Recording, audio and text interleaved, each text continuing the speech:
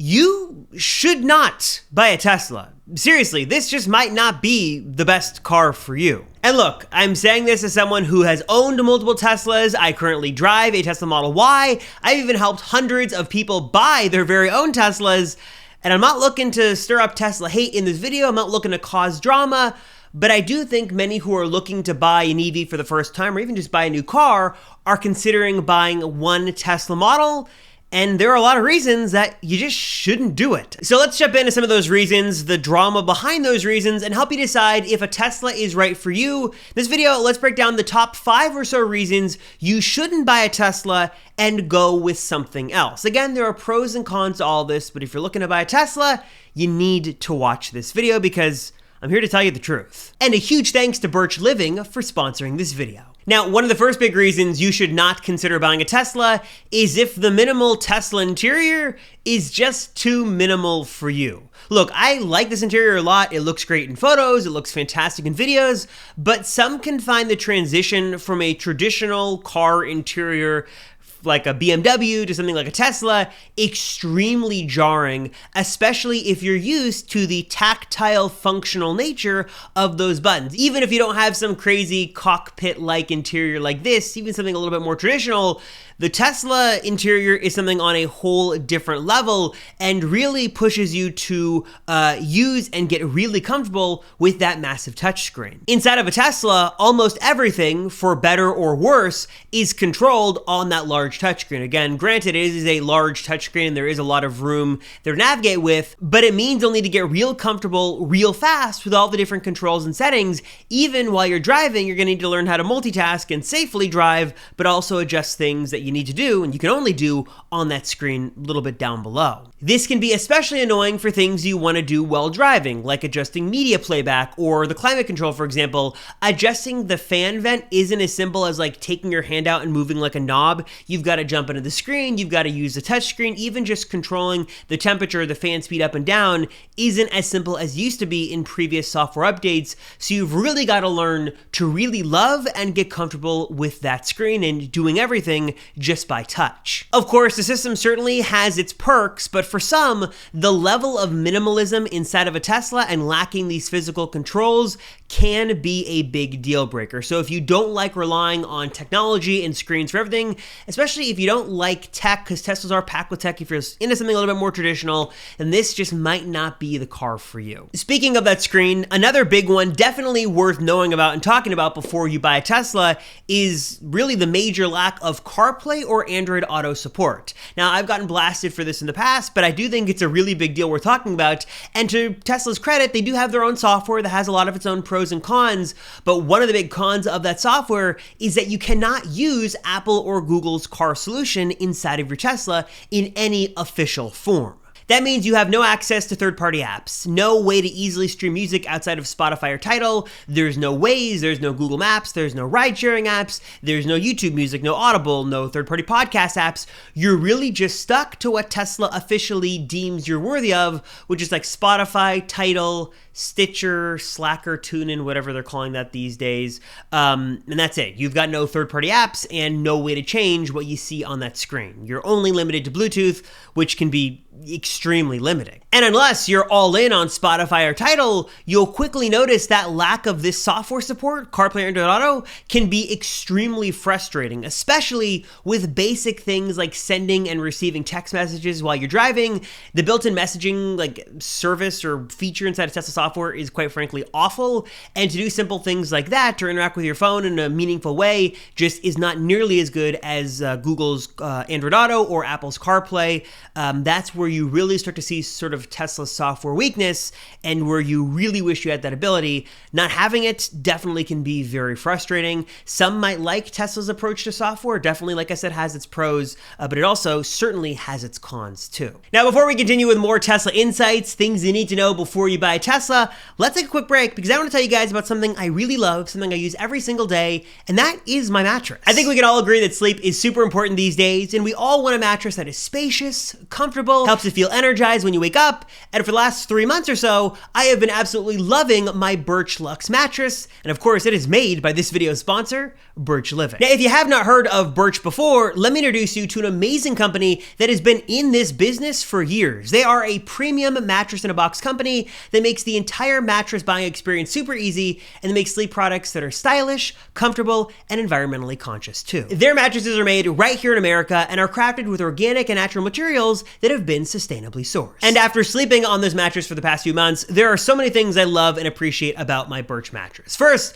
the entire process to get this Birch mattress is just so simple from the very beginning. You can head to the link down below, check out all the amazing products that Birch has to offer, choose the mattress you want, and then it's delivered right to your door and ready to easily be set up in no time. There's no going into the store, there's no hauling it back, none of that. Birch just makes the process so simple from the very beginning. And next comes the setup process, which is super simple. You do a little cutting right here to get the mattress unwrapped and unrolled, and then just like that, the mattress is almost ready to go. Birch says the mattress will take a little bit of time to fully inflate, but that didn't stop me from trying it out a little early, and as you can see from my face, it is so comfortable. And my wife and I chose to go with the Birch Luxe mattress. It's a premium upgrade to their super well-loved, well-regarded original Birch natural mattress, and we have both absolutely loved this thing. It is crafted with 8 different layers of organic cashmere, organic wool, organic cotton, and 100% natural latex. And to make things even better, each Birch mattress comes with 2 Eco-Rest pillows made from recycled plastic bottles. They're breathable, they're comfortable, and better for the environment. I just really love my Birch Luxe mattress, and I think you guys are gonna really like it as well. So if you're looking for a new bed, definitely check out Birch. You can hit the link down below in the description to learn more, or head to birchliving.com/Rosenfeld to get $400 off your mattress plus 2 free pillows. Again, that link is right down below in the description, or head to birchliving.com/Rosenfeld to get $400 off your mattress plus 2 free pillows. For example, as much as I love the sleek, minimal Tesla software and as much as it has going for it, one of the big downsides is that you are at the total mercy of Tesla for any major changes to functionality and also, more importantly, design. Specifically, what I mean by that is that if Tesla one day decides to overhaul the entire look and feel and controls of their software, which they are known for doing often, you might wake up one morning and everything looks totally different, things have changed, settings have been removed, features disappear. You're at the mercy of Tesla software updates. It's not like Android Auto or Apple CarPlay where it's sort of running on a separate thing and you can sort of choose when to update your phone. Tesla will, after a while, force you to do their updates. And sometimes, yes, software updates can bring a lot of great features and new components and stuff like that, but also sometimes, like with the version 11 debacle, there can just be bad software updates that remove features and make things more complicated. And if you like sort of having the traditional, I know where my buttons are, I know how to do things, then being at the mercy of Tesla for your software might not be the right decision for you. Another reason some people might not want to buy a Tesla is the actual buying experience. Now, I find it nice you don't have to deal with the dealership and haggling and negotiating and the this or that. It's super easy to buy a Tesla, but for some people it's not so easy, and you'll be unhappy knowing that you can't do everything the same day. You can't walk into a Tesla dealership and drive out with a car, at least in 99% of the time. There are inventory cars and stuff like that, but for the vast majority of people, the ordering process is just not that simple, and there's gonna be quite a bit of time between order and delivery. And some people will not like the fact that everything that Tesla does, including their ordering process, is all done online. Now, there are Tesla showrooms, but they don't work like traditional dealerships. There are Tesla employees there to sort of answer your questions, but if you're ready to order, they're just gonna refer you to the online process. I have heard of some instances where they will sit down with you and help you sort of order it, but these days there are so many people ordering Teslas, they don't have time, the service centers and stuff might be understaffed, they're just gonna say go online and order it that way, which a lot of people just don't like doing everything online in that regard. And even when you go through that entire process, again, like I mentioned, there is oftentimes a pretty big wait between when you place the order and then when you take delivery. The estimates on Tesla's website oftentimes are more liberal than they should be, so oftentimes you're waiting weeks, if not months, over that specified range, so you're gonna have to wait just a bit in order to actually take delivery of your car. And oftentimes, even when you see an estimated delivery window, there are delays and delays and delays. I actually did a full video on my Model Y purchase and delivery experience where I walked through the entire process from literally clicking the order button on the Tesla website to taking delivery. I'll leave that video linked up here and down below. You'll hear all about the drama and all the delays I faced just trying to take delivery of my Model Y. And when the day comes that you do take delivery, many are often unimpressed by Tesla's build quality and overall quality assurance issues. And I will say, to Tesla's credit, build quality has gotten substantially better than it was a few months ago and even a few years ago, but Tesla cars are known these days for having some flaws and imperfections that you can see right at the time of delivery. It could be a squeak, it could be a rattle, or something like a misaligned panel or some issues with the paint. You may not get a perfect car, and you might get one with issues that you're going to have to either work with the service center to fix and then come back and take delivery off another time. You could reject delivery. You might have to take delivery, then bring it back. There's a lot of different scenarios you can go with, but quality assurance has definitely not been Tesla's strong suit. And more often than not, there's a reason why people bring multi-page checklists when they take delivery, because oftentimes there just are issues that Tesla will not tell you about and that you got to find yourself. Which I guess nicely segues me to the next issue, and one of the big reasons that many people should not buy a Tesla, and that is the service experience. This has been a really big pain point for Tesla for years, and honestly, your experience with Tesla service can wildly vary and be very much hit or miss, though oftentimes these days, it's much more miss than it is hit. Service centers are often known for not having the parts needed for repair. They're often not good about giving loaner vehicles. Communication can be very spotty and oftentimes very hit or miss. Communication is one of the biggest issues they have. And honestly, one of the other big issues is that service centers aren't so plentiful in different places around the world. Some places like Southern California, there are a bunch of service centers because there are a bunch of Teslas on the road, and it's not too bad. But if you live in a more rural or remote area, you might be driving 2, 3, 4 hours to get to your local Tesla service center, which could be an issue if you have an issue with the glass on your car or tires, or you get an fender bender, whatever the case may be. Not having a service center nearby can be really bad. And then the experience gets worse once you take your car to the service center. Oftentimes there can be more issues just dealing with Tesla's service center team. Elon has claimed and even sort of promised to fix the service issues and the experience with Tesla owners. But I will say my experience has been hit or miss with Tesla service. A lot of people have had major complaints, and the Tesla service experience in regards to the physical locations and the actual repairability and service of the actual technicians has been a big reason for many to not even consider buying a Tesla, at least as it stands today. Another reason a Tesla might not be the right car for you is range. Now, this might not really be Tesla specific, but the long range version of the Model 3, Model Y, even the S or the X might not have the range you need. Whether this forces you to consider a more expensive alternative in the EV space, or you go with a traditional internal combustion engine car, whatever the case may be, the range in Tesla's long range is a lot for a lot of people, but for some people, there is a percentage of people out there where that range just isn't enough, especially if you don't have a way to, what's the word I'm looking for? Reliably charge your car. There we go. Took me a minute there. If you can't reliably charge your car, the long range isn't enough.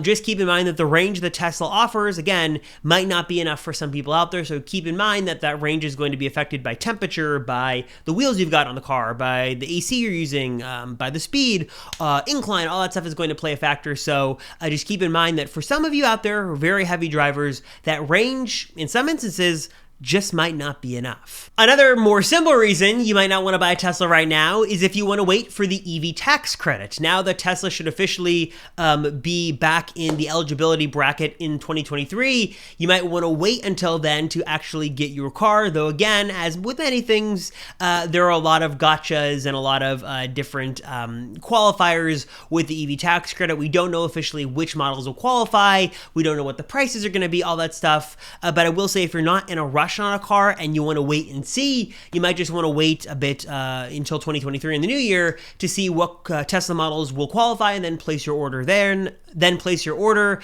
Obviously, you're going to have some delays there because I'm sure there's going to be a rush of people waiting for the EV tax credit. But if you do want to take advantage of those new tax credits and you're on the fence about it, I might wait just a little bit longer to see what those qualifiers will be and if Tesla will meet the requirements. Also, obviously, you can't buy a long-range Model 3 right now in the US and Canada, so you might just want to wait a little bit longer for that so you can actually officially order that car. So with all that said, let me be clear that there is absolutely a counterpoint for every one of these arguments. You absolutely can, despite all the odds, buy a Tesla, get used to it, and really enjoy it. The vast majority of people really, really love the car. I love the car. My parents have a Tesla. They love it too.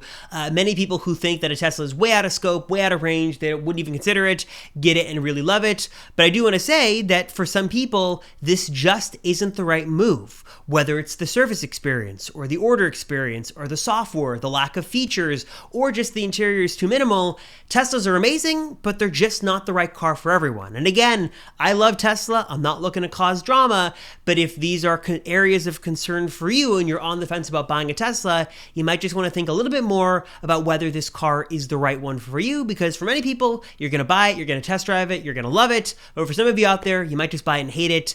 So definitely think long and hard before you invest a lot of your time and a lot of your money into a brand new, very futuristic Tesla. So I'm curious, guys, what are your thoughts on this? I know obviously there are pros and cons to this. What would you offer as advice for someone to consider before they buy a Tesla? Or for you, what was one of the biggest concerns you had when you got your Tesla? Or if you didn't buy a Tesla, what's stopping you? Is it the price? Is it the service center experience? Is it something else? Is it the software? Let me know down below the big things you think everyone should consider before they decide to buy a Tesla, and things you wish you knew before you bought yours, and some big mistakes. Let me know down below. As always, I appreciate you guys watching. Thank you so much. I appreciate your support. I'm Robert Rosenfeld, and I'll see you all in the next one.